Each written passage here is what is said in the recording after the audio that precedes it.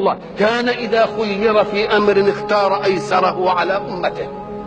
ليه؟ ليصدق فيه قول الله وما أرسلناك إلا رحمة للعالمين. وبعد ذلك تأتي رحمته لأمته لتتسع، حتى أن الحق سبحانه وتعالى لما رأى حبه لأمته وحرصه على خيرها قال يا محمد لو شئت، يعني أنت يا محمد، جعلت، يعني جعل الله أمر أمتك إليك. انظروا إلى فطنة النبوة المحمدية، أيقول وأنا آخذ أمر أمتي إلي؟ لا، من رحمته أيضا أنه قال لربه لا يا ربي أنت أرحم بهم مني.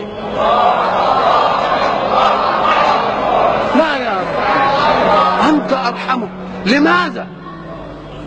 حيثية هذا أنه أخ للمؤمنين ولكن الله رب لهم، فهل رحمة الأخ تساوي رحمة الرب؟ فماذا قال الله بعد أن تلقى من رسوله تلك الفطنة المحمدية؟ لا يا ربي أنت أرحم بهم مني، يعني استبقي أمرهم بيدك ولا تعطني لأني قد أتغير.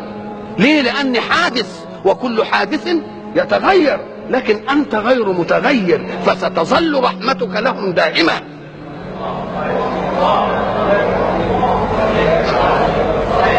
فيقول الله له إذن لا أخزيك فيهم أبدا.